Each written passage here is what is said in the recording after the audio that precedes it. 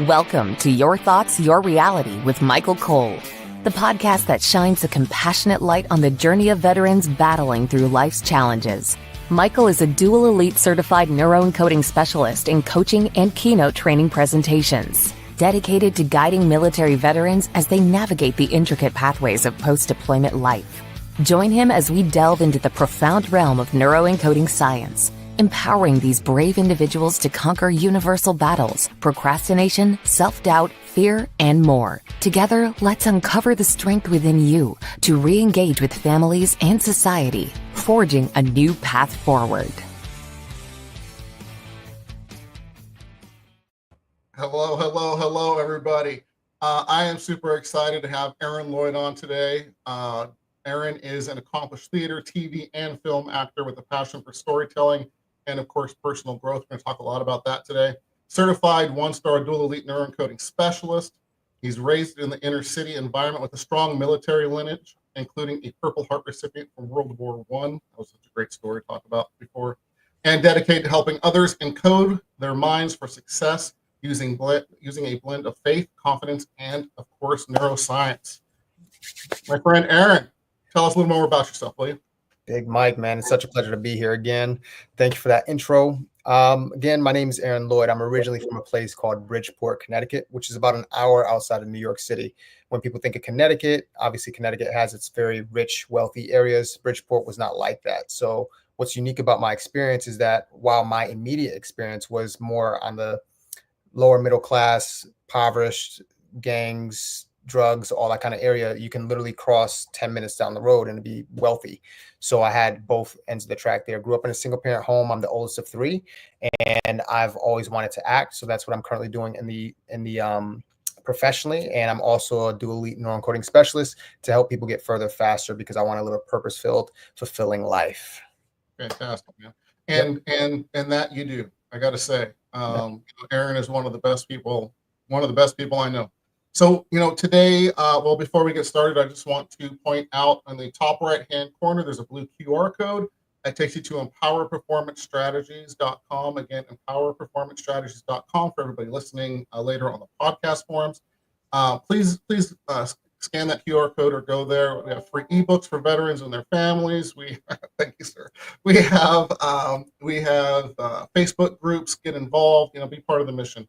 So check that out. So with that said, today we're going to talk a lot about faith and confidence.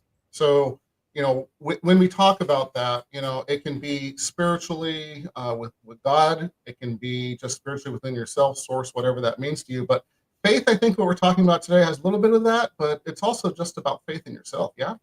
Yeah, I agree. Yeah, faith in yourself is fundamental. And I was reflecting on this because I knew this was coming up, and I think when we talk about source or faith in yourself, it brought me back to like the unlikelihood that any one of us will be here. And what I mean by that is simply this: the sperm and the egg, the billions of sperm cells, one egg. The chances and the odds of us being here are very, very slim to none. So when we think about faith and that faith within ourselves, we've all heard stories of a mother that has a child under a car or something like that. And all of a sudden she has this massive energy and massive will to get that baby up under there. What is that? We have that latent within us. It's about how do we unlock that? And faith essentially is just an immense trust and belief in ourselves. And it's the substance of things hoped for. Everything, this chair that I'm sitting in right now once was invisible and now it's visible. So the question then becomes, how can you take the visions and the belief and the dreams planted in your heart that are there for a reason, I believe, based on what I just said, sperm cell and egg. You are here for a reason. Everybody has different purposes. It might just be to enjoy the beauty of life. It might be because you want to do something amazing or something like that. But each and every one of us have a purpose in this life. And it's up to us to take that heart, that yearning in us, that internal knowing, and having the faith that that's ours. And it's our gift to bring that. And that's, to me, I feel like that's our gift back to our creator for this amazing gift of life that we have. Amen, man. I love many points you just brought up, my friend. So let's go back to kind of the beginning before we get into the faith and the confidence. How do you know, hey, this is what I want to do. This is where I'm going to find purpose. This is my calling. How do you find it? I think I'm very kind of blessed in that regard because I know there's some people who still struggle with their purpose. I remember as an actor, I have a very practical mind. I understand that the entertainment industry is, well, first I had to have the faith that I'm gonna get out there in the city. And then I said, I'm gonna be an actor, which needs an incredible amount of faith as well, because it's not a guaranteed profession. But I remember going back in high school, I remember walking the hallways. I was like, is there anything else that I can do? Is there anything else that I can do? And nothing else ever came up. I wanted to do it. And I that faith piece, I just felt in my bones. I felt like this is, I believe I can do this. So that key word, I believe I can do it. Where it comes from, I think if we're thinking about it practically, I've done it. I got, people said you can do it, but I have not always been kind of like an external, I'm more internally motivated. So like, I felt like I could do it. And it was helpful when people said, wow, you have a gift for this. So I think a combination of grace of like the right person saying the right thing at the right time. And that's what became my belief. And then also just a culmination of just my own genetics, or like whatever that is, of believing that I can do this. And then also a fundamental belief that what I said earlier, we all are here for a reason. I don't think that we're here by accident. So I think that if we have something in our heart, the road might be challenging. Mm-hmm. And there's nothing else I'd rather do. I would be miserable. And that's what propelled me forward. Yeah, it's fantastic. It really is. So let's take a step further. Okay, you knew you wanted to be an actor. You had that faith from being very young. You knew it in your bones, right? Mm-hmm. So the Neuroencoding Institute, what changed to have you choose to join the Neuroencoding Institute and go more to being a coach as well and helping other people? Yeah, so my foray into acting is a little unique. When I was in third grade, there's a great music teacher. I originally wanted to be a musician because my grandmother loved Etta James and Earth, Wind and Fire. I wanted to play the sax. And public school system, we didn't have, no, I wanted to play the trumpet actually. And the public school system didn't have the budget for a trumpet. So I ended up with a different instrument, but I started learning these instruments. Miss Patterson, my music teacher, cast me in my first play. And being a part of that play did two things for me. It kept me out of trouble at an age. It kept me something to do after school, and then also helped me engage with my sisters more. And it gave me something to hold on to. So I had a desire for something more than what I saw around me. And then two, when I got to sixth grade, I went and saw a play at the high school I would later attend called Profiles Theater, which was a peer educator group, which took the arts and educated through entertainment. And what I mean by that is like things like gang violence, drug abuse, suicide awareness, all these things that people are going through, and they would educate the youth through that. So then I made a link, wow, this is not only fun, but I can actually help people. So my foray into acting, besides having the belief that I want to do this because it's fun and I want to do this, has always been, the foundation has been, how can I use any platform that I'm blessed with, wherever the career goes, to help people? So the foray into Neuroencoding Institute was very easy. Because one, I want to be the best person I can be, and Neuroencoding Institute provides that. It helps me grow myself. So we're not teaching theory. And then two, it helps me have the real skills from world-class, many world-class people that have poured into us, you and I, to give us the same skills they're equipped with and more, and then some, to be able to help do the same thing for others, because it's that ripple effect. And I think the unique thing in all these things, and I know I'm talking a mile a minute, so I'm gonna slow down. You're good, man. You're good. I'm loving it. Like Joseph, Tony Robbins, Jim Rohn, all these people had that one situation where somebody took them under the wing and taught them everything they knew. And then that ripple effect, I just mentioned earlier, that one thing that somebody says, that kind thing, like Joseph has his stories. Now who knows what ripple effects by that person talking to Joseph years and years and years ago now have on our lives, and people yet unborn that I might impact, because somebody that watches this, or you impact, that somebody watches this, you help a veteran's family. Now they have a kid. Now they're in a better place. That kid grows up. That kid goes on to impact. You don't know the ripple effect that you have as a part of this. So I feel very blessed and fortunate to serve in that way, in that capacity. Yeah, that's beautiful, man. And I got to tell you, again, multiple things you touched base on there. It was that ripple effect first. It's amazing, because you don't know it, right? You have faith. Let's go back to that, right? You have faith. So when and then you find out later on, oh, you know what? You changed my whole family's trajectory, or you changed my acting career, because all of a sudden I saw that and it said, I can do this. And you had that confidence, or whatever the case may be. So I think it's super important. I went through, something, where at 51 years old, I, said, after being in the construction industry my entire life, what do I want to be when I grow up? And, of course, my wife, I talked to her, and that's why I'm here, and honestly, I have never felt more fulfilled in my life than doing what I do now. I love that. Ever. I mean, that's a lot of years, my friend. You'll see. I see. And you have a lot more ahead of you too, man. So it's great. Amen, man. As long as I'm doing good on this earth and I'm helping some people to not have the struggles that I had growing up, that's why I do what I do with veterans and their families, man. So, amen. So let's talk more about faith. How do you really, if it's not just in your bones, like you said, right? Mm-hmm. What are some things that you would tell veterans and their families? How do you build that faith? So I would say practically, the way to build faith is to guard the gates of your mind. And we can get into the subconscious and conscious. If somebody says, if somebody, I always use this example. If you or I were walking down the street, or we're in a mall, and somebody was saying, John, neither you or I would respond, because who's John? No matter how loud they were getting, it's like, wow, why is that guy yelling John? You must be looking for somebody else. So I liken that to the things and the belief structures that are not even ours sometimes, that people have said to us throughout our lives. If somebody's saying that you're stupid, or that you'll never get better because you have PTSD, or that your family's going to be ruined because of this, or whatever it is, those belief structures, even though they feel real in the moment, are there also stories of people who have triumphed that? Are there also people and resources that are helping people like you, Mike, that are helping people create new stories and create those new belief structures? So guard the gates of your mind, and then faith comes through repetition, from hearing and hearing and hearing over and over and over again. Now, as neuroencoders, you and I both know that this goes beyond just saying I am great or I am healed in the mirror, because people can say I am, and I have these affirmations for years and get nowhere. What we do is help them encode this in their body, so it defaults, so it's automatically, it's in their subconscious, they live it, they breathe it, it's who they are.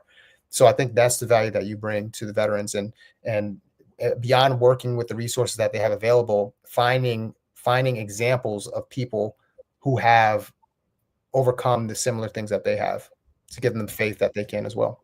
Absolutely. And it does come down to the belief systems, right? We have that table, we have the legs of the table.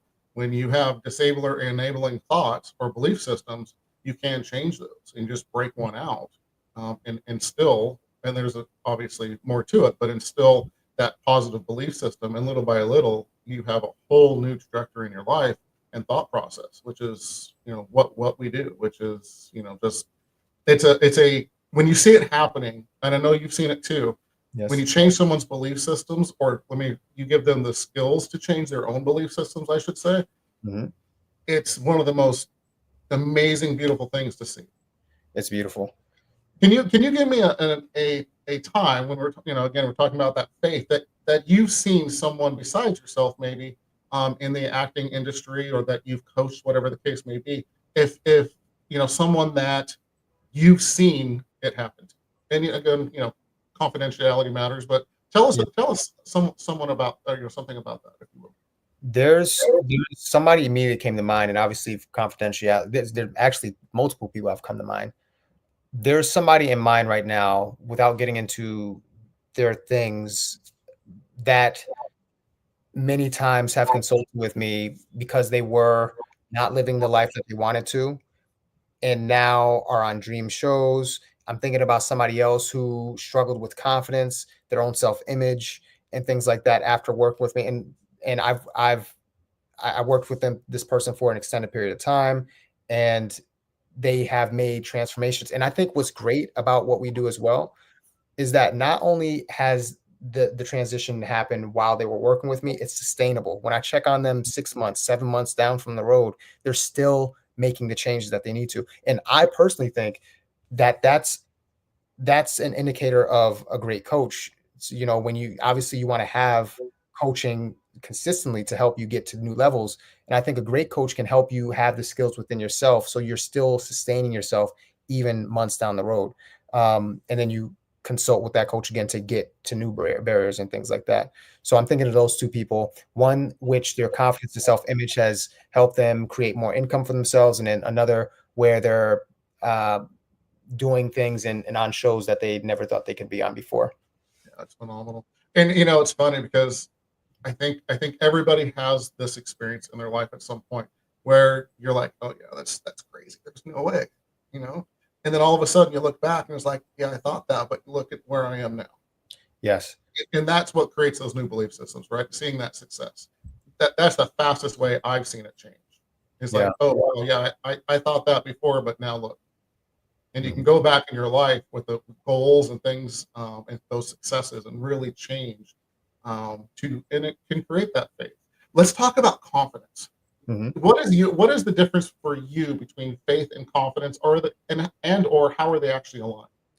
So confidence is just confiding in yourself consistently. So the way it links with faith is that if faith comes from hearing over and over again a certain thing, confidence, how you confide in yourself, and sometimes the thoughts and the way you confide in yourself you're not even aware of, right? But once you start confiding in yourself in a certain way, then you start taking different actions. So it's always think, feel, do, have. So what you think about yourself, the world around you, and people and people, other people, is going to dictate how you feel, which is going to dictate what you do, which is going to dictate the action and activity that you do or do not take.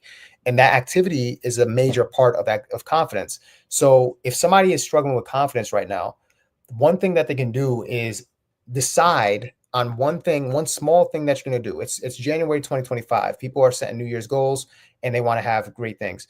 Maybe start, if you want to climb Mount Everest, you don't start by running up Mount Everest. You start by saying, well, I'm going to research online the proper gear to wear to climb Mount Everest. And I'm gonna reward myself for that. Taking those small actions over and over and over again. And then also for veterans, your team, when you're in the military or something like that, and you're a veteran, you know the value of team. You know the value of different strengths and different weaknesses. Not everybody has the same strengths. Not everybody has the same weaknesses. So leaning into your strengths, acknowledging your strengths, building from your strengths, and then areas that you're weak in, say, hey, this is an area I'm good at. Like, I need your help. Can you help me with this? And then you have synergy with that, where you can build even more confidence from a collaboration. So I think that's the way you can build confidence. And then the faith piece comes, it happens synergistically. It's just like a self-fulfilling prophecy from there. Because the more action you take, the more you believe that you can do this, the more faith that, like, hey, this has happened for me before, I can do this. And you mentioned this earlier, I was going to bring it up. You mentioned how when, in the past, that belief structure, you can literally go back in your past, say, well, I accomplished that. Then I could do this forward. I can do this again, Absolutely. So, I think it's super important, like you said, just taking those action steps, have a plan, go online, talk to friends, ask for friends for help. Here's the biggie, right? How many people struggle with asking for help? I've been guilty of it. I think anybody that says they haven't at some part of their life, and thank you for the vulnerability and honesty, but I think just about anybody sometime in life has to say, yeah, I didn't want to ask for help. I mean, let's just go back to the old joke, right? Men don't like to ask for directions, right? Yes. They don't want to help. But how much further and faster will you get if you do? It's facts. It's big facts. How much faster? I mean, you're going to go in the circle and keep taking a left turn, or are you going to know where to take that right turn to get to Brooklyn or wherever? Yeah. It baffles me how often we are scared to ask for help or just don't have the courage. But it's really one of the most courageous things we can actually do, right? It's true. Yeah. Tell me a time in your career or in your life, if you will, where you didn't have the faith for something or the confidence yet, but you asked somebody for help or just question, which when you ask somebody a question, it's asking for help because you're using, picking their brain, if you will. Give us an example of something that was kind of monumental in your life, if you will. I am getting goosebumps right now because when I think of this person that is really, when I did allow myself to be vulnerable in that way, I remember the exact day. It was in New York City. In Central Park, there's a theater called Delacorte Theater. I remember the first conversation I had with this person. Shout out to Gaius Charles. He's a great friend of mine, and now a brother of mine. Like it started as a mentor mentee kind of relationship. Then it's become like we're friends and brothers. Like I'm checking on. So if you're not familiar with Gaius, Friday Night Lights, Grey's Anatomy, he's gonna be in the upcoming Walking Dead. This is when I was sleeping on the floor in the Bronx, and I was really struggling with faith. I was like, man, I'm doing everything I can, and I'm struggling. And I became aware of his work via Friday Night Lights. I loved his work, and then I started watching interviews. I was like, this guy seems like a solid guy. He's having this massive success. Seems like he moves with integrity. I want to pick his brain. That's kind of career and kind of person I want to be. Should I have any success? So I literally wrote him a letter, and right now I share the exact template of what I wrote to him. I wrote him a letter just asking for help, sharing with him some of the vulnerabilities I was going through. Sometimes I do struggle with faith. I see that that's important to you. How do you navigate the industry and have that? And the man wrote me back. He emailed me back. I remember the day I got it. A big smile. I was like, I didn't think this dude was going to get back to me, but he did. So you never know. And then we had a conversation, and I was going to that first call because I asked for 15 minutes of this time. I'm thinking it's going to happen for one call. So I got my notebook, and I'm like, let me take as much as I can. And he was like, okay, 15 minutes. He was like, okay, yeah, call me up anytime. I was like, what? I was like, oh, shoot. Okay. And I sure did, bro. Mike, I tell you, I reach out for help, and I still call him and pick his brain about different things now, industry things, and just different things of how you navigate when you have that level of success, so he's been very, very, very valuable, and he's a solid person. So if you're not familiar with his work or him, I encourage you to watch his work and get acquainted with him. He's a great guy and a great actor. Fantastic. And again, those are the stories you go back and say, man, that changed things, Yeah. And to have somebody that you respect in your corner and he's there also builds some confidence and faith too, right? Yes, that's exactly right. Yeah, that's fantastic. It's awesome, man. So you got it. I'm going to share mine, right? I reached out to Joseph McClendon III saying, "Hey, can we be on my 50th?" Let me go back. I didn't. That's what came later. I reached out saying, "Hey, I was just starting this podcast, and I was wondering if Joseph might be interested in coming on." And I'm like, just send it out there because you don't know, right? Mm-hmm. Just remember that, everybody. If you don't try, if you don't ask the question, you will never know the answer. And guess what? They challenged me, right? I was just starting the podcast. Yeah, Joseph will be on. He'd be happy to be on once you've done your 50th episode. So you get used to it. Get used to the podcast and build that and so on. And sure enough, he's on. But I never thought, Joseph McClendon speaks in front of thousands of people. I mean, of course, he's a mentor and he's always available for us in the Neuroencoding Institute, but still didn't think that, right? Yeah. And then, of course, he's going to be on next Wednesday, for the 100th anniversary, or 100th episode celebration, which is, awesome. But here's the thing, like with you, if you don't reach out, you don't know. If you don't ask, if you don't put yourself out there, become vulnerable and be a little courageous, you never know. And what could be by a simple email? I mean, look at Mr. Lloyd here. It's fantastic. Yeah. So thank you for sharing that story. I'm sorry, it popped into my head and I had to share as well. No, please. Not a lot of people know that, Yeah. So, with your family's military history, I just want to kind of pop to something else really quick. Do you see parallels between the discipline, because we're talking about, faith and courageous and moving forward, the discipline with military life and kind of what you've ingrained in you, with it was your grandfather, is that correct? My great-grandfather, great. Thank you. Yeah. And just knowing, and I know it was I believe it was your cousin that wrote a book and so on. Do you feel that? I mean, does that discipline and so forth that do you bring that into your life as well to move forward with things? I do. And a lot of the men on my father's side of the family represent different branches of the military, Marines, Air Force, Navy. And I would say, to answer your question, absolutely it does. When I think of the military, when I think about veterans, I think of certain characteristics. I think of valor. I think of integrity. I think of courageousness. I think of grit. I think of teamwork. And there's the list goes on. And I think these men and women, these heroes, they do their best to embody that.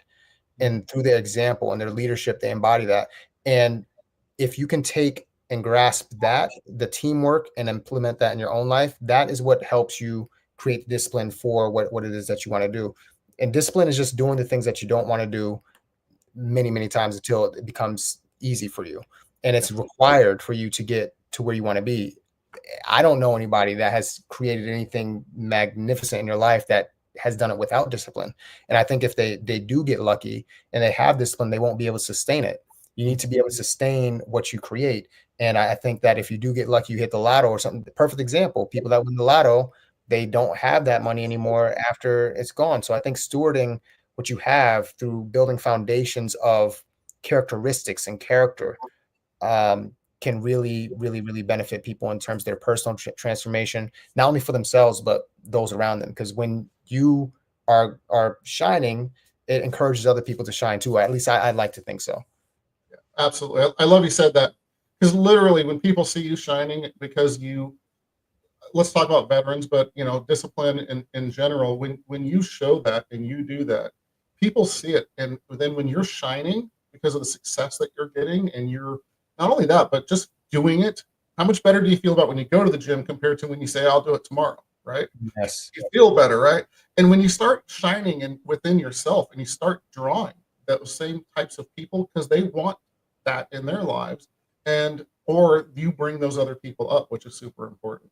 Which I think is an amazing point you bring up.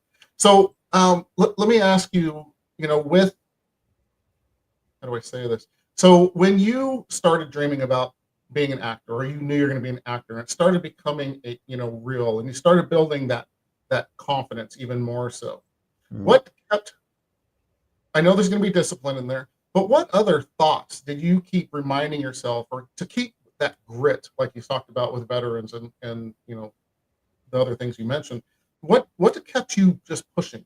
Because you don't, like you said, with discipline, it's not you go to the gym once and you come out looking like Arnold Schwarzenegger, right? You got to keep working it. You got to keep doing it and repeating it. So what were some of the things you told yourself, or that really drew you to stay in that disciplined mindset? So a couple things. One is the amount of sacrifice that I've already made, the amount of pain that I've gone through. It wouldn't make sense to stop.